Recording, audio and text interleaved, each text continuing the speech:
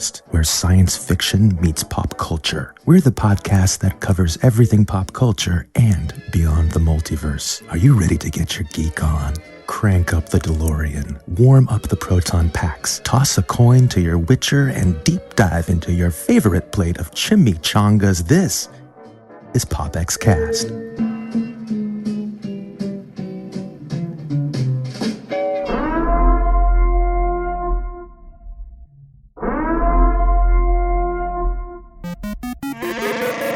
You are listening to PopXcast, where science fiction meets pop culture.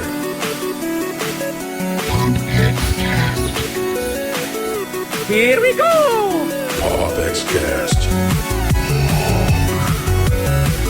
I was born in it, molded by it. PopXcast.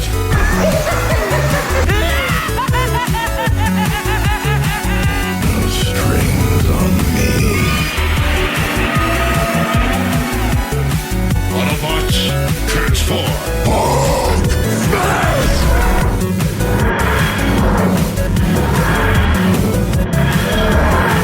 I'm Batman. By the power of Grayskull. PopXcast. We're doomed.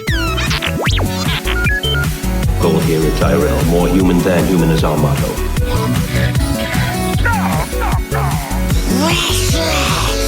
Here's Johnny.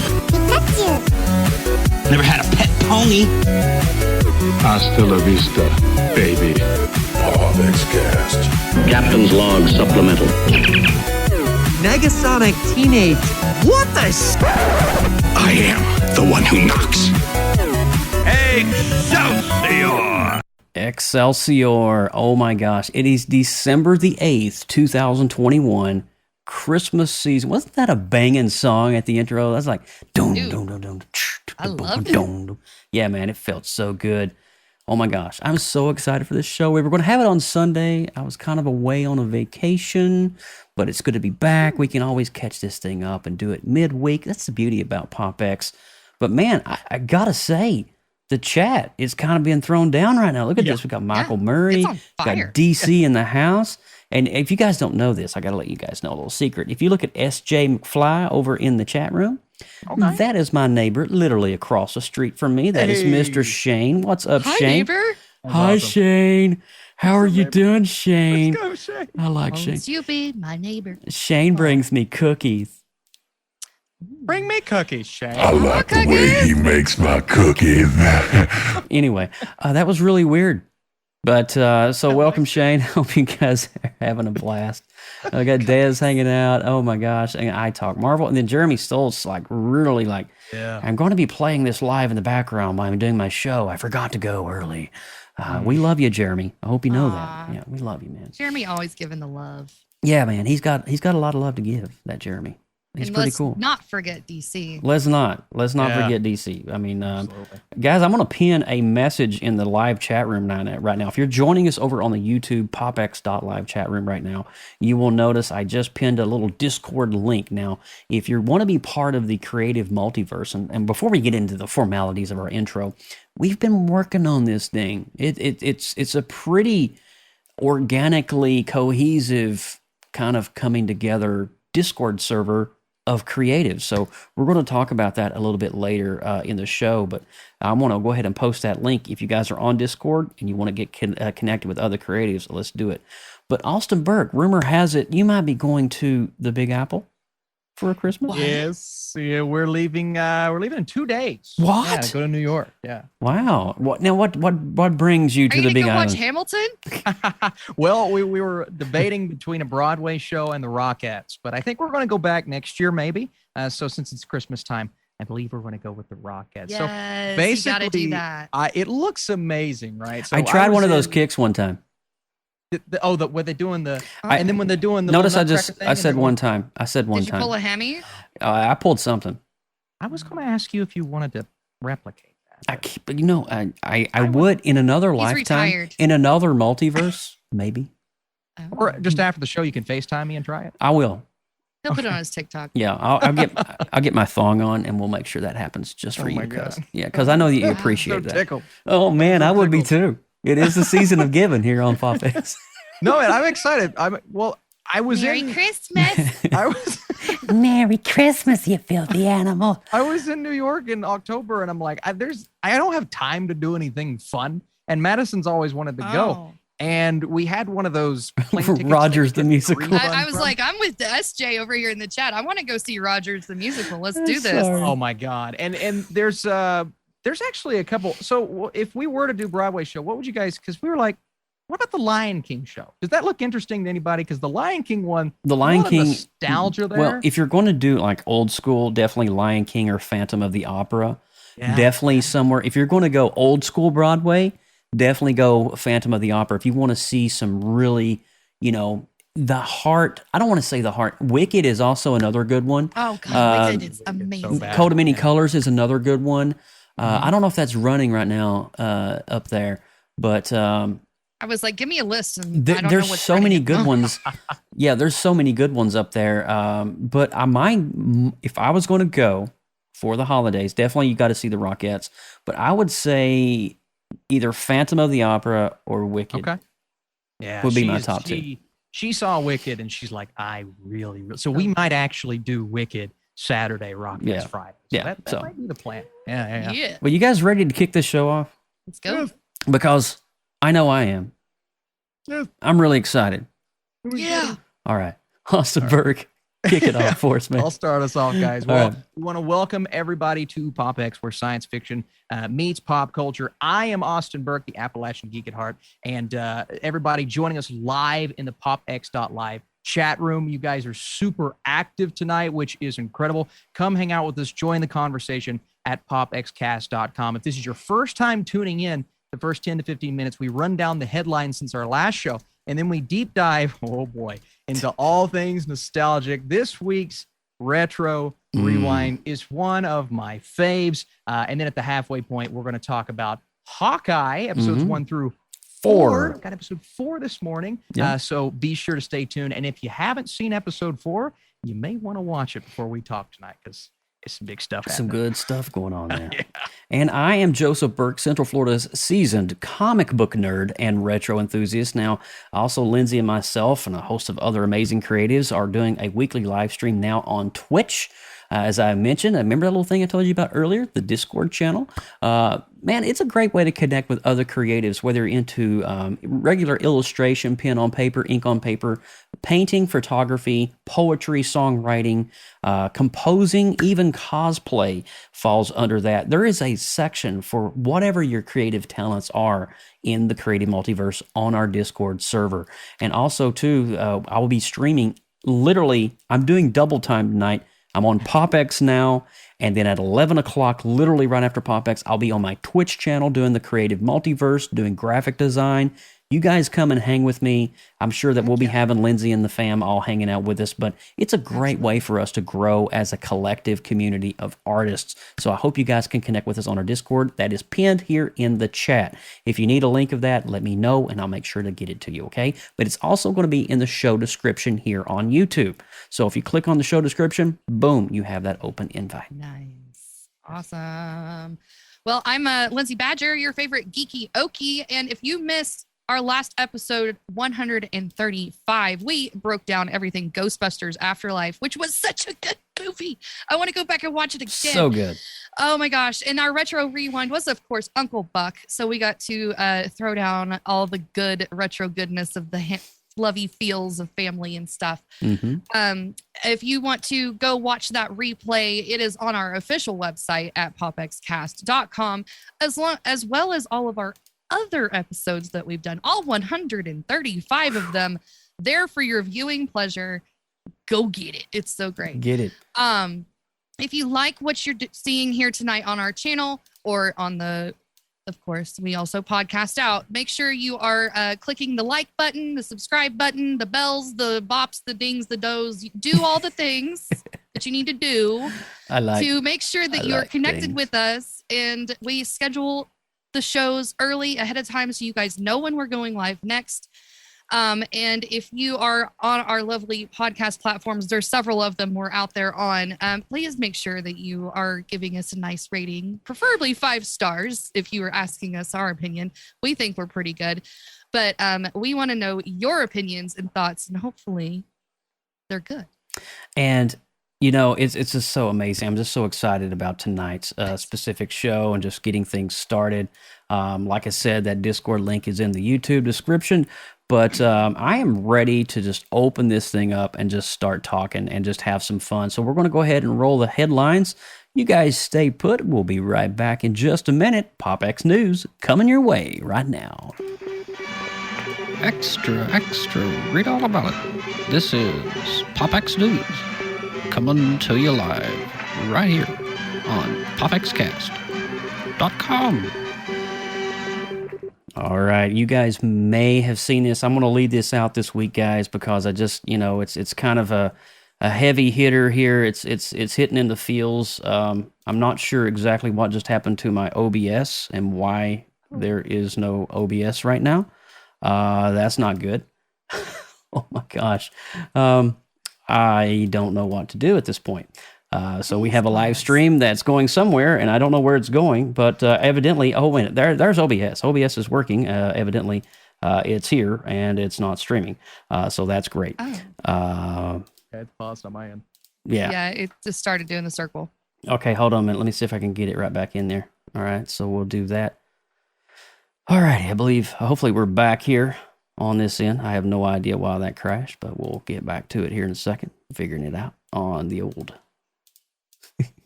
hiccups. Gotta love them, right? Isn't it great? Are we back? Can anybody confirm? Are we back? It looks like we're good. Okay.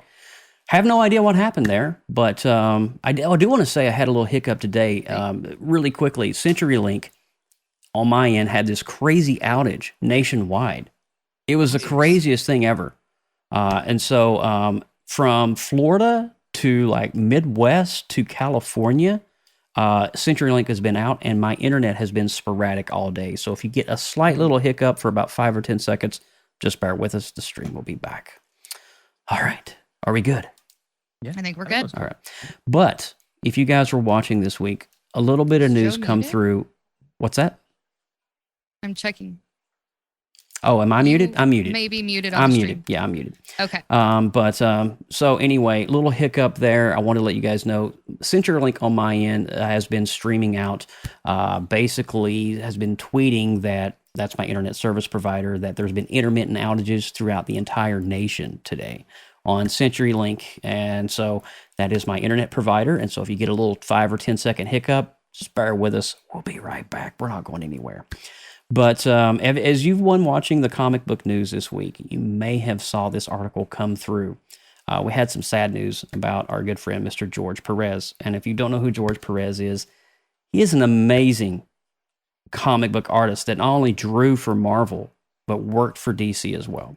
And I'm just going to read this, and you guys can just interpret it. But a very heart-wrenching press release from the desk of famed comic book illustrator legend George Perez on Mondays sent waves of emotion and outpouring of love to the iconic artist who brought to life so many of our favorite characters.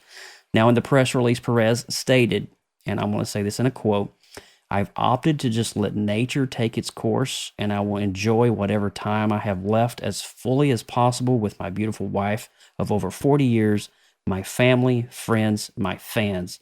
Since I received my diagnosis and prognosis, those in my inner circle have been given so much love and support and help, both practical and emotional.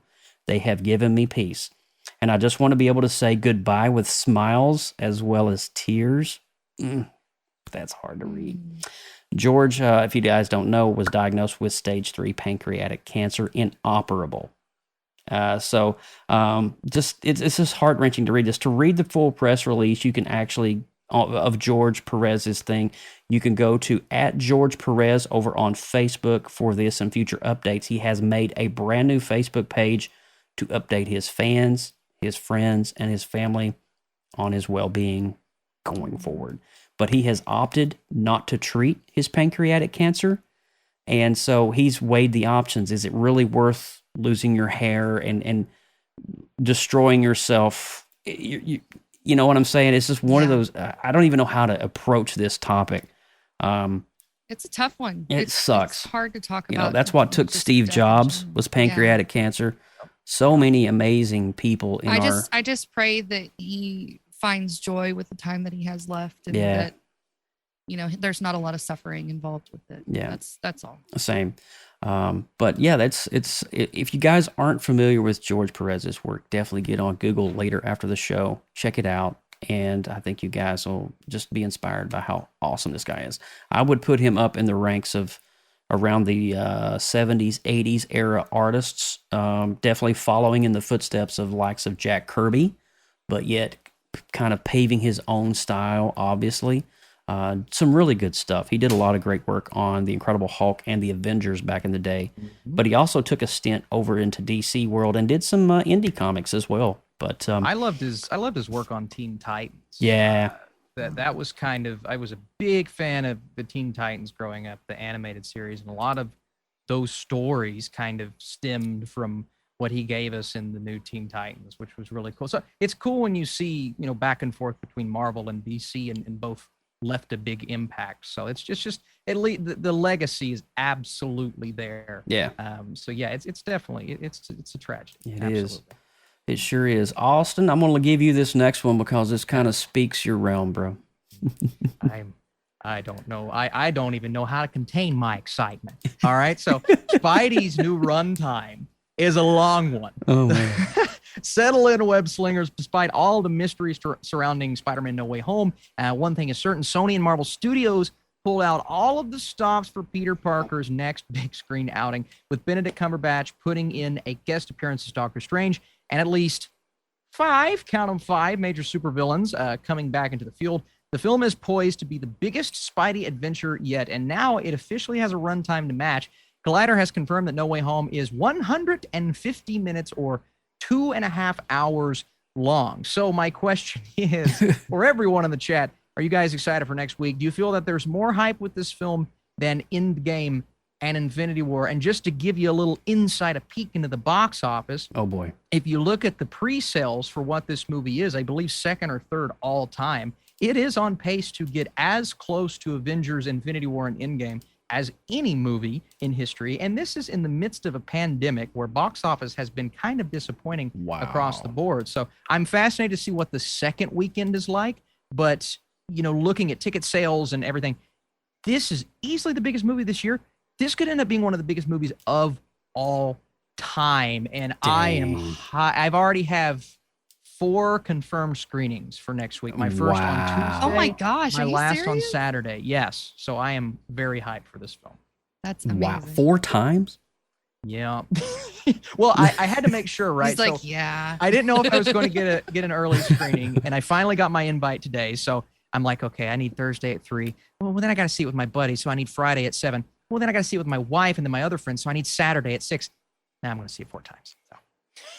There's nothing wrong with that. Now, getting back to the question and the thing. He's going to have the script memorized before our next show. Well, that would be great. I mean, but do you feel that there is a little bit more of a stir around this than there was in the last 2 Avenger films? Do you kind of feel it's kind of even? I feel it's the unknown is what has everyone talking. And while, obviously we didn't know who was going to die in Avengers Endgame, we don't know who's going to show up. Well, we kind of do. But we don't know who's going to show up in this movie. So it's the talk. And once, boy, oh boy, just, hey, let me tell you guys, stay off the internet. Stay off the internet. Wednesday it releases in certain countries. And just shut everything down. Well, here's a little bit of the difference between the Endgame storyline and the Spidey stuff. Obviously, they're all kind of intertwined within each other also. But when they were making the original Spider-Man movies, they had zero intention of stringing them all together. Absolutely. Right? True. So they didn't have a decade of hype to build up. They had and then all of a sudden,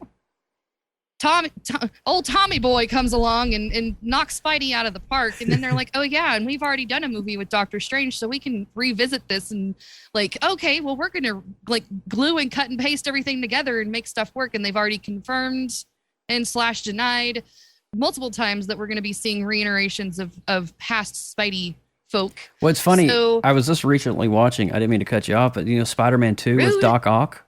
Yeah. When Peter Parker goes into J. Jonah Jameson's office and they're trying to figure out a name for Doc Ock, he's like, "Well, let's just name him Doctor Strange." Oh wait, that's taken. And it's funny because That Sam one-liner. Raimi is directing Doctor Strange. Yeah. The same director. So wild, dude. So, Crazy. I mean, I think it's part of the unknown, but it's also a part of the excitement of the what if is I see what really you did there. Yeah. I see what you did. The what if that's That going to happen, what because it really literally could be anything. It could be. It could It be. could be anything. I'm so excited. Well, and think about this, and I still think hype for Endgame was maybe a little bit high, but so that goes back to 2008 with Iron Man, right? Yeah. This goes all the way back to 2001 with Tobey's first Spider-Man. So crazy, bro. This spans further than the whole MCU, and I think that So amount good. of hype. Dude, I mean, Nice. not only did Feige connect Iron Man to the entire Infinity Saga, Yeah. he's connecting Sony Pictures early films to the. What? Yeah. Wow. Anyway, Yeah. before my brain explodes, Lindsay Badger, please take the next article. Yeah. Oh, absolutely. All right. Well, a new cinematic universe based on the works of Stan Lee is on the way. Shut up. I'm telling This you. is great. Shut up. Shut my mouth. Slap my But you ass and won't call me find any Sally. superheroes in this one. Deadline brings word that wanted director Timur Baka. Why do you make me have to say these dang last names? Bekmambetov is teaming up with ZQ Entertainment and Lee's POW Entertainment to bring some of the late writers' horror stories to the big screen. The first order of business is to develop the new films based on Sawbones and Carnival of Killers. And if you've never heard of them, you're not alone. Deadline describes these stories as unexploited horror works. Oh, Lord. Interesting. But it isn't clear if they are comics or if they have even been published at all during Lee's lifetime. We're digging out into the deep We're going into the into vaults yeah. of Lee. This is nice. Regardless, they promise to showcase a darker side of Lee's storytelling ability. Kevin Kolsch and Dennis Wildemar, Nailed it. who co-directed the 2019 remake of Pet Sematary, are adapting Carnival of Killers. The story takes place during the Dust Bowl period of the 1930s and follows a young girl with psychic abilities who takes refuge with her mother in a traveling carnival. Wow. However, she soon learns that this carnival is ground zero for an alien invasion. Wow. Dun, dun, dun. I mean, it seems like to me there was this period, like the last 10 years. That's wacky. It is. Yeah. It's very wacky. When Stan Lee stepped down from Marvel, he created POW Entertainment. And POW Entertainment, he spent a lot of time cooped up into an office cubicle writing styles of stories he'd never written before, horror genres. I mean, he had never done that before. He always focused on the teenager. And so they're bringing these to life, and I'm like really excited. That's about amazing this. that they're It's cool, they're right? pulling those out and blowing the dust off of them. Get it, Dust Bowl? Blow It's the good. dust off. Yeah, you so. I'll be here all night, But it's so cool though, because Stan Lee passed away about 2 or 3 years ago. I was at 2017, 2018, something like that, and it's so cool to see that his ongoing legacy is still continuing. Yes. And it just shows you, man, he created such a body of work that it's just unprecedented what all that he's done in his lifetime. Yeah. But anyway, I'm pretty excited about that. But coming up next, this is kind of and speaking of horror genres, this is pretty darn cool. And this one came through. I really like this one. Came in last week. But over the last few years, Nicolas Cage has kind of found a niche for himself as kind of the star of several oddball horror films. But now he's getting ready to play one of the biggest horror icons of all time. Now, The Hollywood Reporter brings word that Cage has been cast as Dracula in Universal's Reinfeld. Now, Nicholas Hoult will star. Now, we all know Nicholas Hoult, right? You know who that is? Oh, yeah. Yeah. X-Men? Anybody? Supposed to be Batman. It's supposed to be. It was supposed to be. Yeah, absolutely. Will star in Reinfeld as the title character, who originally appeared in Bram Stoker's Dracula as an inmate of John Seward's lunatic asylum. Remember when Keanu Reeves, Bram Stoker's Dracula, you had the guy that was crazy that was guarding the coffin in the vessel. I was making its way to. Yeah, anyway, I'm really getting nerdy there. I know too much about horror films. Reinfeld was usually found raving in his cell or eating insects and other small animals in order to absorb the life force and become immortal. However, readers later discovered that he was in service to Count Dracula himself. Now, this won't be the first time that Cage and Holt have shared the screen together. The two previously starred as father and son in The Weatherman in 2005. But it's really cool to see an aged, more seasoned Nick Cage kind of assume the role as this horror icon. I'm excited to see this in the realm of Bram Stoker as well.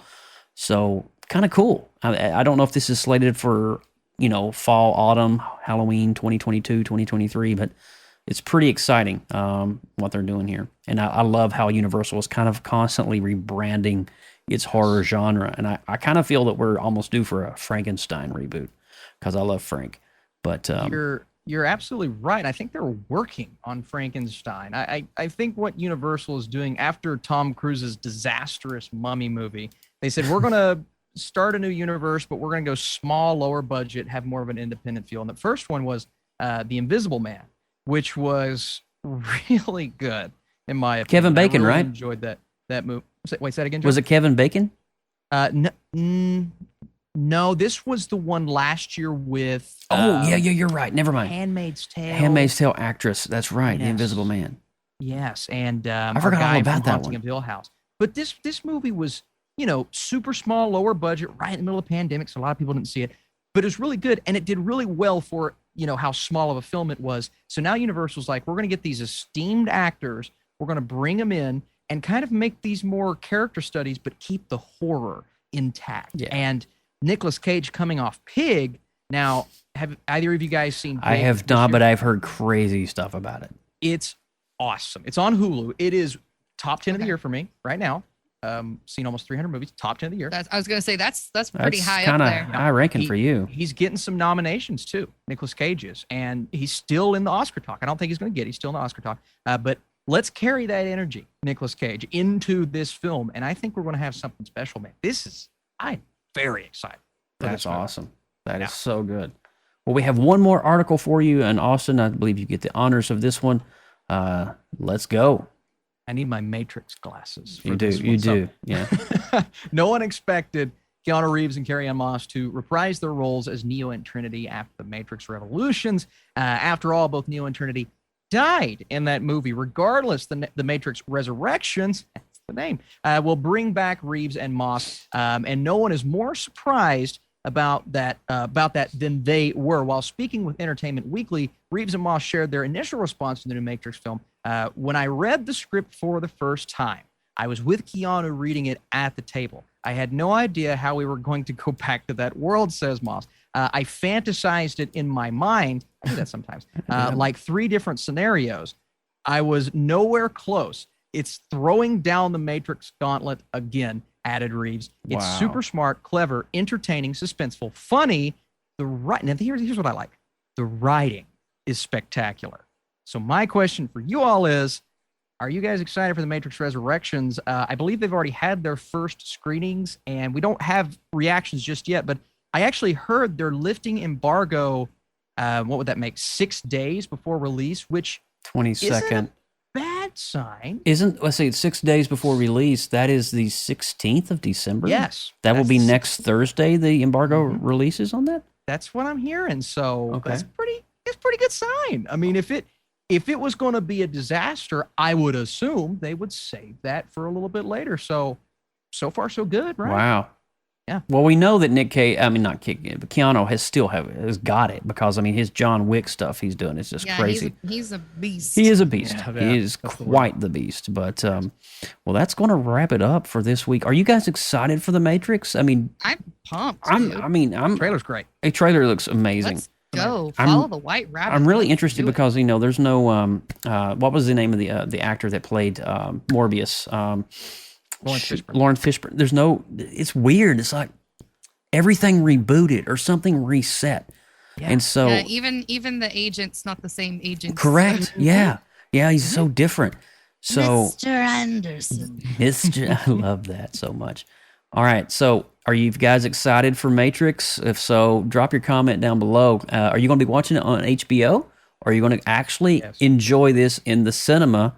I think I'll do the latter because I want that full cinematic silver screen experience. I got to tap into the Matrix. I got to see this. I got to see it on the big screen. But anyway, we guys are ready to throw down a little Hollywood Christmas vacation, a little Chevy Chase, a little. Did I break a wind clock? Are you guys ready for this? Are you guys ready for Retro Rewind? Because I know I am. All right, guys, don't go anywhere. The Retro Rewind coming your way right now. Retro Rewind. Retro Rewind. Retro Rewind. Retro Rewind, and it is, oh my gosh, I would say this could be my top Christmas movie ever. And the reason I say that, I watched this in the summertime. I watched this in the springtime. If I just need a quick pick-me-up, I watch this whenever I want to. This is my jam right here. This movie is so funny, and it is so classic. There's just so much heart behind this movie, and it continues on with the Chevy Chase National Lampoon story. We first got National Lampoon's Vacation, which was, that was so their journey going to Wally World. Remember that one? Wally World. And then part 2 picks up National Lampoon's European Vacation. And so this would be the third in the saga, National Lampoon's Christmas Vacation, 1989. Probably one of the best classic movies of all time. I can go on about this film because I know so much crazy trivia and insider stuff about this movie.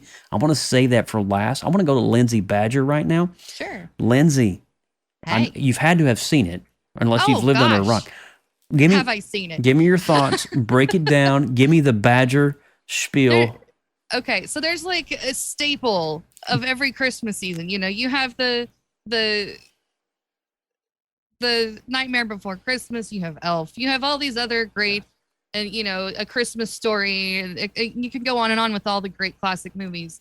This is one of those traditional classics that you have to have on your TV, a minimum of once, but I encourage you 5 times at least during the month of December, just to get that good family feel. And I think the reason why I love this movie so much is because it's so relatable. There is so many different characters in this movie that you can at least find one to relate with. I can relate with a lot of them. My dad was the one that always, when I was a kid, did the Christmas light thing, and he was all about it. My mom is always the let's make everything look perfect and be perfect, and that was like her jam and her little persona. So I relate to the married couple and that Chevy Chase and plays that whole concept is like essentially my childhood. Okay. Yeah. And then, and that also piggybacks on the relatability of going out and doing your activities. So when the kids are in the car and the parents are singing, la, la, la, la, in the beginning of the movie, they're going out to pick out a Christmas tree. I never really got a Christmas tree, but I can remember going to see Christmas lights or a Christmas parade or all these activities I would be dragged to as a kid. You have this Christmas music blaring on the radio, and everybody's like overemphasizing the Christmas season. And so it's just dripping with that nostalgia for me all the way through the movie. And then you have all of the strange, quirky family members that are coming to your house. Now, I don't have a ton of family members that come to my house for Christmas, but I do for Thanksgiving. And trust me, I have a cornucopia of fun characters myself that I get to interact with during the holiday season. So I think that's the reason why I love it the most. And then you sprinkle in all of the comedy that's always gold with Chevy Chase. it just makes it a perfect movie to watch over and over and over again. I love that. I love that so much. Yeah, you hit it on all cylinders. The characters for me is definitely what brings that family dynamic. I mean, from Cousin Eddie showing up. Oh my gosh. Everyone has that one family member, right? Oh my gosh. It's that just one family member. You go get the leather sheets and the gerbils. I mean, it's just so many one-liners in this movie that just cracks me That's an up. RV, Clark. There's an RV. I wouldn't let him get too close to you. He's got a lick fungus we ain't identified yet. But it's so quotable. There's so many one-liners. It's so good. Austin Burke, what do you think about Christmas Vacation? I love it. I actually got to see last December, we rented out a theater with Madison's coworkers, and we got to see this one on the big screen. Oh, so that cool. that oh was my unlike, gosh, that's amazing. Awesome. It was awesome. And I could have never imagined seeing this movie on the big screen and thinking, I think I like it even more. But I did, because you're just in it. Like, you're in the world, you're with Clark, you're experiencing, I think, the ultimate like representation of what Christmas means to not only your family, but to Clark. Like, you get the quirkiness, you get the fun and the jokes and Cousin Eddie, and it's so ridiculous. There's so many funny moments. But there are also those moments, you know, when he finally gets all the lights to turn on for the first time. Yeah. Or when everyone's gathered together after this pure disastrous moment, and they all start singing, and I'm like, yeah, that I cared, and maybe it's because you already have a couple films of investment in them, right? But I cared so much in those moments, and you know, it tells me you don't only have this really quirky, silly, ridiculous comedy that you're going to laugh at and forget about. You have something that's going to resonate because you can relate, right? It has all your shticks and your cliches. I love how it bounces between those two worlds, though. The dinner table is a perfect example because whenever they cut, when they open that scene up, it's a beautiful table, a gorgeous turkey, all the families gathered around. I get all the warm, cozy feels. And then the tip of the knife hits that bird and it just pops open. It's just nasty. And it's like the rest of the dinner is just a hot mess. But, you know, you have that one sparkling moment of Christmas card perfection. And then the rest of it is reality.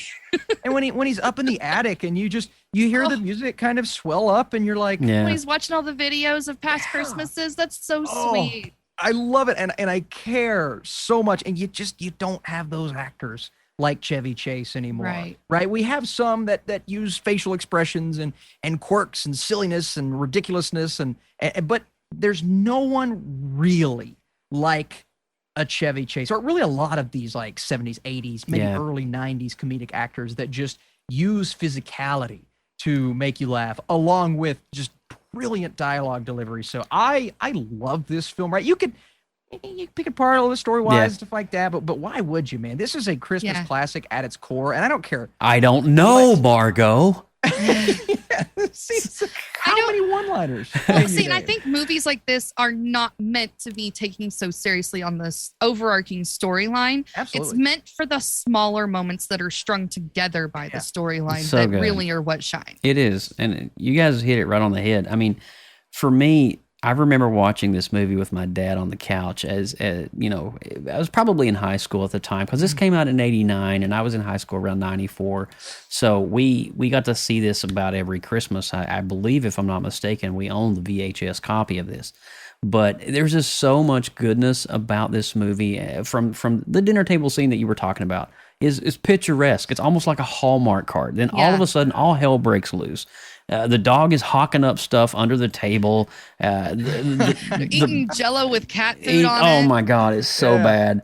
And it's so good. And, Give me some more. Aunt Bethany is doing the national Congratulations to the flag. It's so Grace, she died 30 years years ago. ago. That's my favorite. It's when she goes, Grace. I love that. It's so the good. blessing. He's a curled The finger. blessing. Yeah. Go in the living room and get my stogie. So good. It's the one-liners. It's always the one, like there's the this one Cheddar's funny Bowl. moment. My dad's a coal miner, so he's always had these back issues and stuff. And so my dad likes to eat like super early, and he's like, like, Dad, why do you eat at 3:00? Why don't you eat with the rest of America at 6:00? He's like, I've got to take my back pill. And so every time her father in the film says, we got to go, I got to take my back pill, I got to eat, I always am reminded of my poor dad. God bless his heart. But it is so good, from the soundtrack of Ray Charles when he's in the attic to just these amazing, serene, and then Cousin Eddie, need we say more? God bless him. It's just so many one-liners, and we can't forget the neighbors next door who kind of are the antagonists. Oh my gosh, they're just amazing. They are kind of like the modern, futuristic, of the time, no the kids, upper class, no family in town, so it's just the two of them. Yeah, and it's they're just just like, trying to have a nice, quiet evening with some wine. It's and not just happening. Chill. It's not happening. And it is just wrecking It their is lives. not happening. Just wrecking their lives. But a funny thing, you guys, I want to give you a couple things, and we're going to rate this because I want to make sure we have some time for Hawkeye. But Chevy Chase was what we call a physical comedian. A lot of people don't know this, but a lot of his stunts when he was on Saturday Night Live was his own stunts. And today, Chevy Chase suffers one of the big things. They say he's a really grumpy guy today. And one of the reasons, there's this documentary on why that is, he is in a lot of pain because of all the falls he took. Because he did most of his stunts. Most of his stunts in National Lampoons is not a stunt worker. Most of them are his. When he's falling and tripping and doing all these funny things and running around, that's him being him. And they have to do it several times to get several takes. And so, it's just, Chevy Chase today is destroyed his body in many ways for us, so we can have entertainment. And it's kind of sad the way that things have happened in his life. I know he's kind of bitter today, and he doesn't want to talk to anybody, and he's kind of shut out, and he's excluded from Hollywood. He very rarely does anything else, but I just want to say, man, this is probably one of his best works of all time. And I'm a huge Chevy Chase fan. I love him in Fletch. Everything he's done has just been awesome on the spot, and this is definitely one of my favorite Christmas movies. You guys ready to rate this thing or what? Absolutely. Lindsay, you go first. All right. I'm going to do 8.5. Nice. 8.5. Austin. 8.5. 86. 86. I'm going with a 9.2, guys. Nice. I have to. This is when Christmas season comes around. December the 1st is on the docket. I have to go with this movie. And sometimes I'll watch it 3 times before the season's over with. But it's one of my favorite movies of all time. Now, if you're watching PopX right now and you agree, give us your rating below in the chat. I would love to know. Even if you don't agree. If you don't agree, that's fine. That's fine. Some people could be on the cotton-headed ninny mug in the bandwagon. That's the stupidest movie of all time. Jeremy Stoltz gives it an 8.1 right now. So 8.1 from Perfect. Jeremy. That's good. That's in the 8 category. That's awesome. But are you guys ready to transition to a little Hawkeye and talk the first 4 episodes? Let's do it. All right, before we do so, I'm going to roll the spoiler alert warning because we are going to be covering the first 4 episodes of Hawkeye. If you've not seen them or you've not seen today's episode, please go ahead, hit that pause button, come back. Oh, we got DC's given 8.5. We got Desiree's given an 8.5. Nice. The comics clash in the house. Welcome to PopXcast Live. Good to see you, my friend. Hey. All right, so let's go ahead and do this. We're getting 8s and 8.5 Look all the at way across this. the board. I'm loving this. Oh, yeah. Here we go. 8 out of 10 from the Comic Clash. That's awesome. Man, you guys are just kicking it tonight. I love that. All right, so we're going to roll the spoiler alert warning for Hawkeye. If you've not seen it, beyond this point, you have been warned. We'll be right back. Danger. You are about to enter a PopX spoiler alert. Beyond this point, there is no return. You have been warned. Really quickly, we got SJ with 8.5, and then Michael Murray with a 9.0 on that. Nice. All right, so here we are. It's this Hawkeye, the first 4 episodes. We've made it. My gosh, what a fun ride this is. It's the series we know we didn't need to see. Yeah. Did you guys know about this storyline beforehand? I assume yes, because I'm always the one that doesn't know. Well, in the comic books, Kate Bishop's been out, I think, about 6, maybe 8 years, maybe. Okay, so she's a fairly new She's character. fairly new. The there's this series that Marvel did about 7 years ago, like Old Man Logan, which was talking about. Then you had Old Man Hawkeye. Yeah. It kind of was talking about the heroes in their older age. As they age, these heroes age, and they're bringing in this new influx of superheroes. Kate Bishop was definitely that superhero. The storyline is very similar in the first episode on how she's being up from the comics to the very accurate in her backstory. And I just think it's really cool because we're almost kind of seeing old man Hawkeye, because he's got the hearing aid issue, that loss of hearing. Now, that's something I'm trying to figure out. Is that a stem from Avengers, or where did the hearing loss come in from? That's what I'm trying to figure out. Or is it just his age? That's something he's dealing with. Just from him being around explosions. I would say so. I mean, it would have to be, right? I'm going to assume the biggest moment was in Endgame when the compound kind of explodes. I'm going to assume that was kind of, because that is a missile hitting the compound, and he is in there right in the middle of that. And he's just a person, right? Everybody else there is a hero. Black Widow's dead at that point. He's kind of like the Batman of a sorts. There's no powers. He's just a dude that's really well trained. And absolutely. And so I feel that we're 4 in of 6. Is that right, Austin? There's only is it 6 total? There's only 2 more. No. I mean, I'm just sitting here like they got a lot of wrapping up to do here. I'm glad that they didn't spend a ton of time diving into the origin story, just enough to give you a glimpse of what she came from and where she's headed, and then we moved forward on a pace of timely manner. I couldn't agree more. We are starting to see snippets and releases of some of the characters in this series that's actually going to be eventually making them way into the MCU. For example, we're going to do a roundtable, but I'm going to hit these off right quick. We did see the hand in episode 2, the hand that rested on, I believe it was Echo's shoulder. When she was a kid training, it was her backstory episode. The hand is definitely Wilson Fisk, which is Kingpin. I recognize that. The voice, you can definitely tell that's Vincent D'Onofrio. We're just waiting for his facial cameo. It has been rumored that he is going to be CGI'd as a larger, more comic accurate version. That makes more sense. So that we're going to see Wilson Fisk look big, as opposed to what we saw him in Daredevil. Also, too, we got the Swordsman, who is the soon-to-be stepfather of Kate Bishop. So that's an interesting play there. There's some different dynamics going. He's kind of involved with the jump coat mafia, the I don't know what you call them, the tracksuit mafia, I think it is. And then you've got Echo herself, who is now just announced at D23 3 weeks ago, getting her own spin-off show. Now, I believe, if I'm not mistaken, she is the first Native American superhero that is going to be getting her full backstory. That's great. I'm excited for that. I am so happy to hear that the Native American community is getting a hero involved in the MCU. But there's a lot of stuff, moving parts. And then, of course, episode 4, we got Yelena. If you don't know who that is, you might want to go watch Black Widow, because that's a big thing, and she's the new Widow. But I want to go immediately to Austin Burke. Austin, we're going to talk 1 through 4 as a whole. We're not going to break it down episode by episode. What are your thoughts? How is this series progressing? Do you feel it's going at a good pace? How is the writing? I would say this show is the most, I would say this and The Falcon and the Winter Soldier are the most MCU feeling shows, but that's not necessarily a bad thing.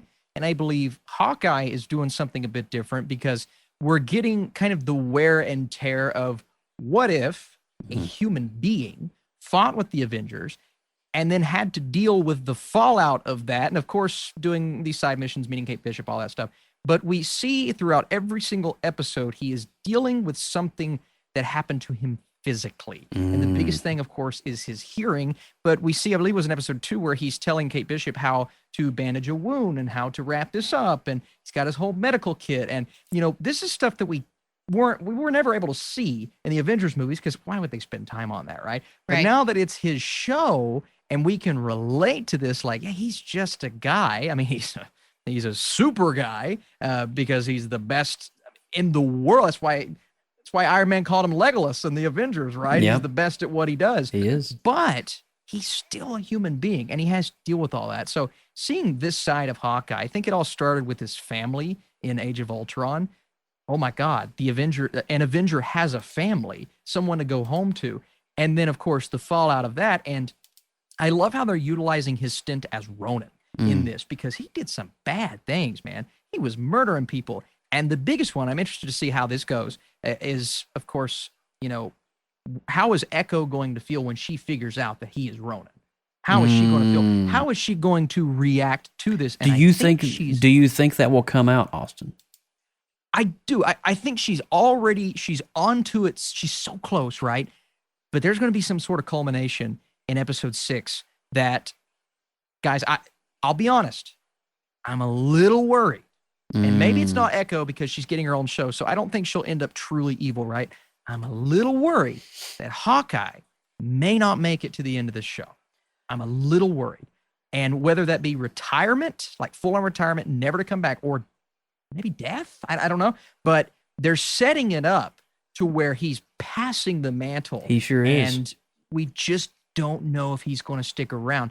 That being said, in episode 4, we started to get like, oh, they're going to give Hawkeye his comic accurate costume. We're going to get a showdown with Yelena, all these things. So to me, it's almost like there's too much to do. So I don't think he's going to die, but it's a possibility. It does feel like there's a lot of moving parts that they need to try to, the loose ends need to be tied up. You've got the story arc with Echo, and I don't think that was her father figure. That was her person that took her in, right? The guy that owned the garage or whatever she was working at, and was killed by Ronin.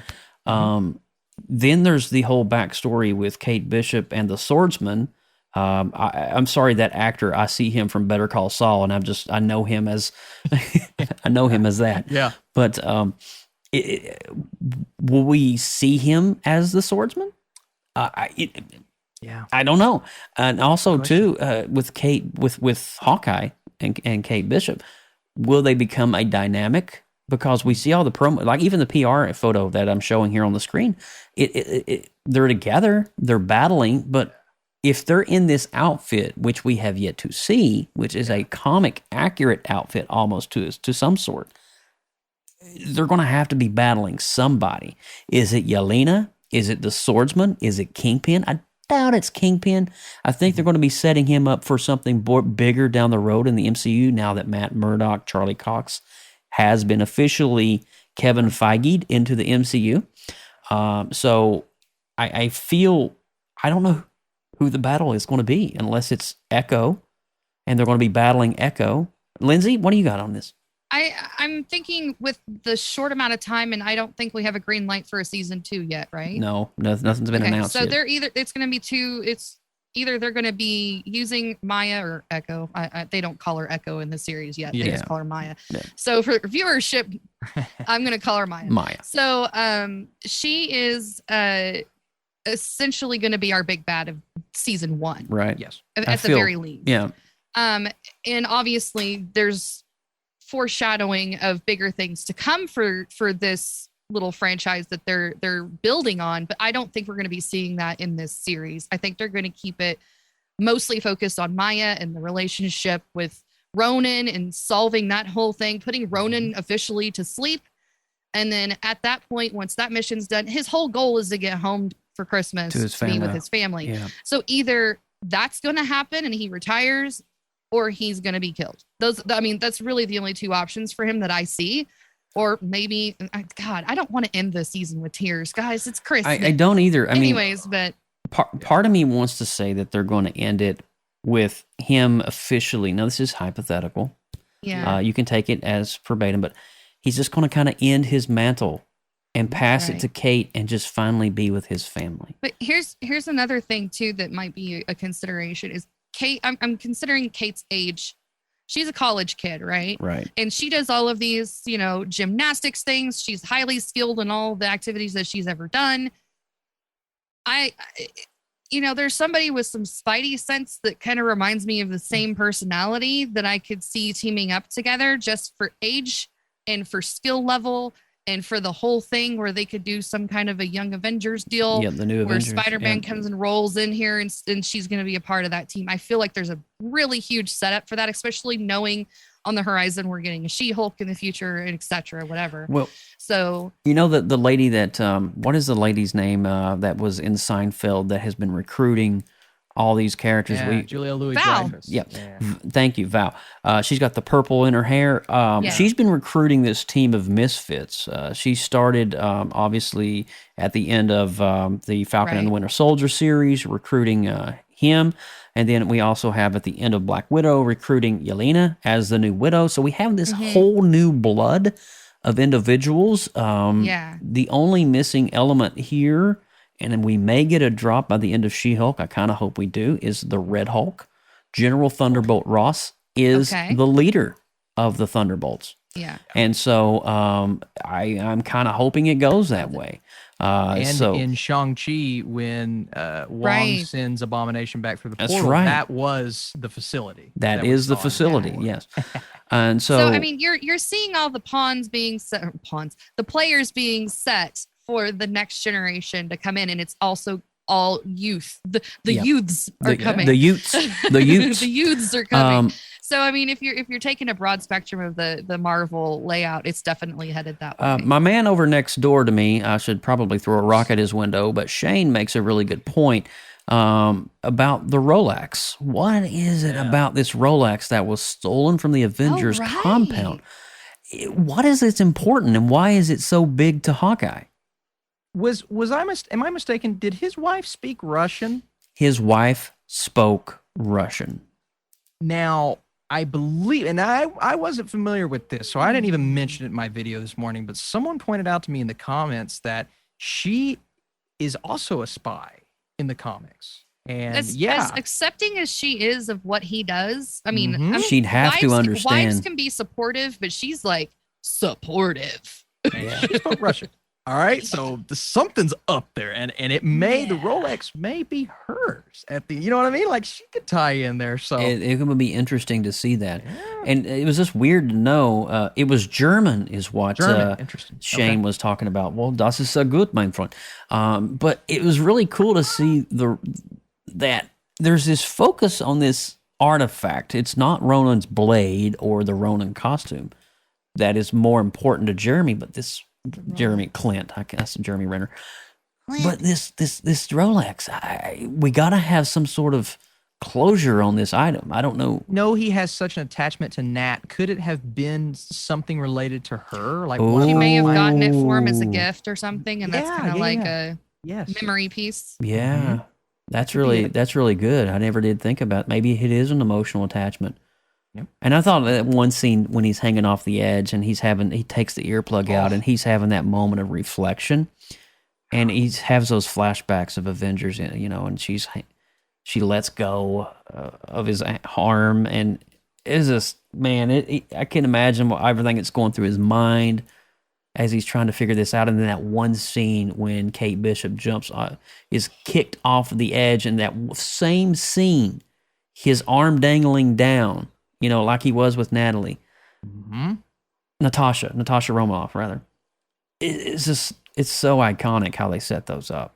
And that's when we see him immediately confirm to himself, she doesn't need to be here. I need to get Kate Bishop away from this because I can't lose someone else. And that tells me he cares about Kate Bishop. So that's the kind of character depth that I think this show's doing a really good job of unexpectedly. The chat is chiming in on this Rolex, and they're saying that the comics clash that Tony Stark's Rolex maybe, and then also Shane is saying that I thought it was Iron Man's gauntlet from Civil War. That's interesting. That's interesting because nanotech. I thought Rolex was going to be a code word, and then I saw a watch. I'm like, no, it's actually a physical Rolex. What does this mean? Yeah, I don't know. Obviously, there's a lot of things that they're setting up. The swordsman. I hope we see more of that character because he's such a dynamic. He's kind of like the Zorro of Marvel, and he's not good and he's not bad. But in this series, he's portrayed bad because he's part of the tracksuit mafia that is inevitably working for Kingpin. That's not good. That's not good at all. So there's going to be a dynamic between Kate, her mother, and this new father figure that's going to be playing in. And then also, too, setting up for Kingpin, which is going to be lining it right up for Daredevil and things to come. Could we see so Wilson? many different things tie into Kingpin. Boom. He's a massive villain. Well, he's the one that funds everything. Well, he funds everything. This is Kevin Feige in a nutshell. You ready for this? He is the Kingpin. So next week, Spider-Man No Way Home comes out, and I have a hunch, say no more, that a little character by the name of Daredevil, or at least Matt Murdock, will be popping up in that movie, which is also the same week, episode 5 of Hawkeye, which I have a hunch, say no more, that Kingpin will be popping up in next week's episode.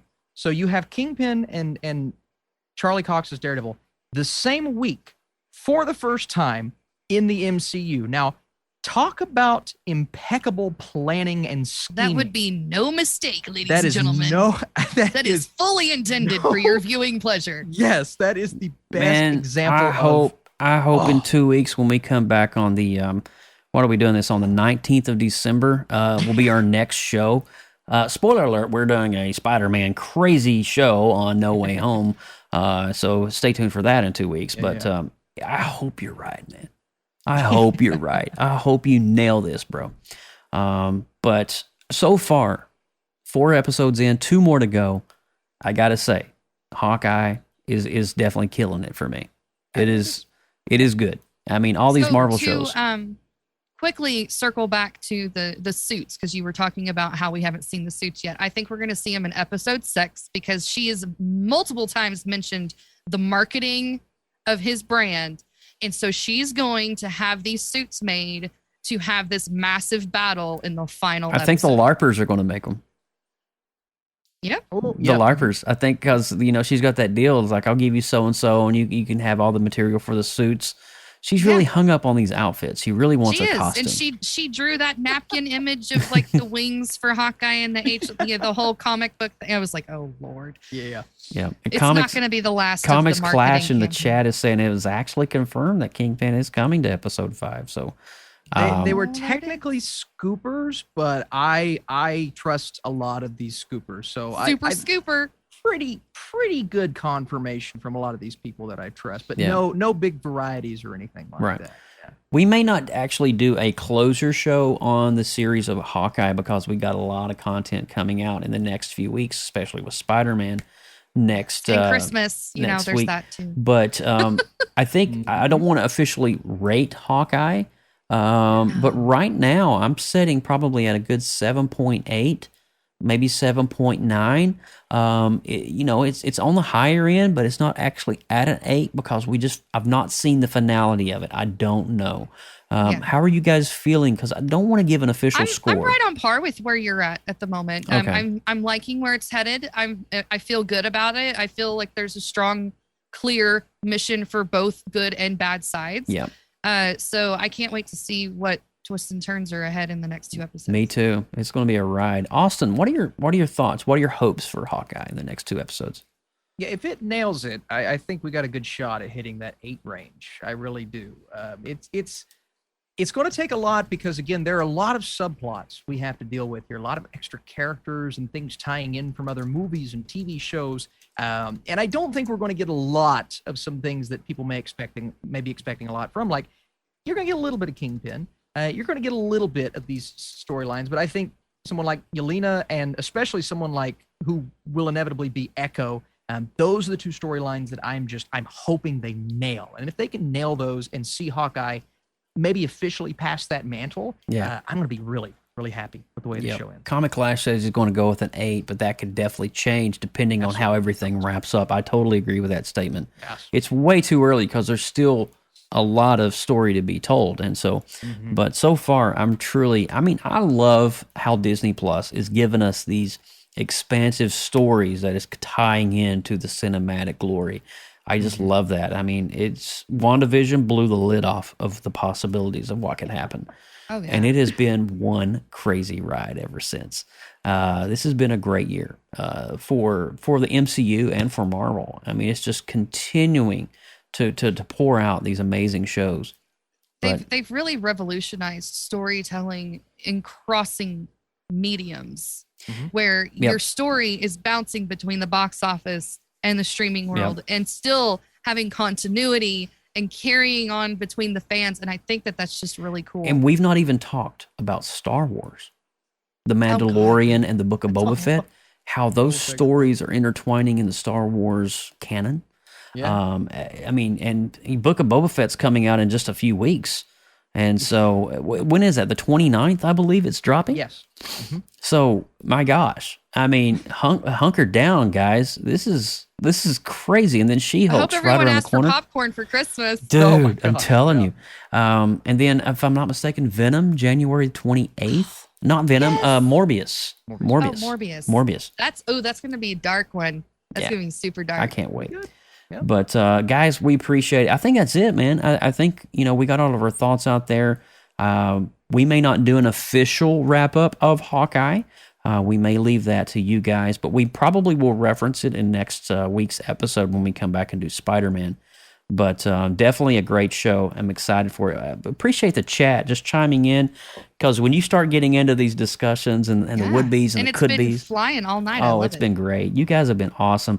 If WandaVision and Loki happened around the same time, when does this new show happen? When does this show happen? Oh, the timeline, it's... Isn't this like literally 6 months after Endgame? It's after everybody comes back from the second Because they referenced the snap in the series, didn't they? There was this episode, in episode 4. They talk about his family leaving. Yeah. Yep. Getting snapped by Alrighty. Thanos. Well, with all that said, we're going to wrap this up. Austin, if you don't mind, go ahead and start that wrap up for us for episode 135. Absolutely, you guys. I'm Austin Burke at the Burkinator. You can search and find me, and stay tuned. I'm going to have my spoiler-free, 100% spoiler-free thoughts on Spider-Man on Tuesday for you guys, and hopefully a review the next day. But we are part of the newly formed creative group known as the Creative Multiverse. For more great media, content, artwork, and more, find us on Facebook groups and now Discord. At the Creative Multiverse. If you guys are a creative and you produce content or have a talent, we would like to see it and want to hear you guys share it for us in the multiverse. And Joe, I believe you got that link to the Discord. It's in the show description right here. Absolutely. At the top of the chat. It sure is, man. Please go check that out, guys. Yes. Malachi said it's 2 years after. About 2 years after? Endgame. Okay. Yeah. So just a timeline update on that. That Thank sounds you about guys right. for that. Yeah, that sounds about right. Yes, Nice. Thank you. Lindsay While you're Bash. clicking the buttons and doing the things, make sure you connect with PopXcast everywhere on social media. We are on Facebook, Instagram, Tumblr, Twitter, and all of those places. We are the same name at PopXcast. If you want to send any comments or suggestions to us via email, we do have a lovely address for you. It's popxcast@gmail.com. And don't forget any of those future or past shows. You can always keep us connected on our official website, www.popxcast.com. Oh, God, it's running. Oh, that's a great one. Oh. He's got his little sword. Only at Walmart. Dude. I got to tell you something right quick before I get my final closure. Funko released. Have you seen these? The Artist Collective. It is the Infinity Saga done in this almost wax-looking glitter. Yep. That's cool. I got the Hulk coming. Santa Claus said he's going to bring it to me. Oh, Santa's nice. They are beautiful. If you've not seen the Funko Pop Infinity Saga Artist Collection, got to do it. All right. So anyway, let's wrap this up here. I am Joseph Burke Arts at Joseph Burke Arts all over the web. And of course, hats off to my cousin. I love you, bub. And my sis from the other state in Oklahoma, somewhere in the regions and parts in the middle of the entire nation. We're in the middle. Hats off to you guys. I love you guys so much. You guys make this such an enjoyable thing for me. And that's it for this episode, 135. We'll see you back on 136. Of course, we'll be talking all things Peter Parker and Spider-Man. And man, I can't wait. There's so much hype going into this. There is so much hype. And it's going to be a great one. And also, too, I want to remind you, it is actually 11 minutes after the hour. In about 50 minutes or 45 minutes, I will be live on my Twitch channel, twitch.tv/Joseph Burke Arts. We'll be doing the Creative Multiverse there. I'll be hanging out, so kind of consider it like a post show of PopX. So I'd love to see you. And again, that Discord is in the description and pinned here in the chat.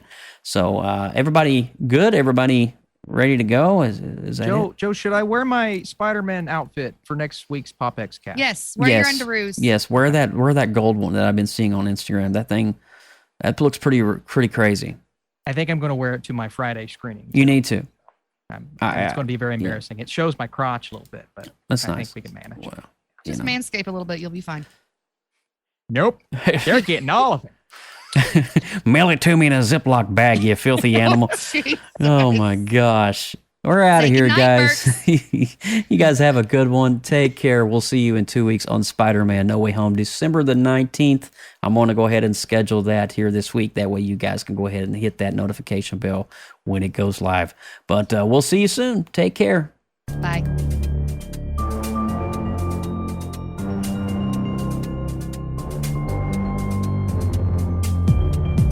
From everyone at PopXcast, thank you so much for listening. Please subscribe to our YouTube channel and click that notification bell so you know when we go live next. Drop us an email, popxcast@gmail.com. Throw us up a like on Instagram and all those other social media outlets at PopXcast. Until next time.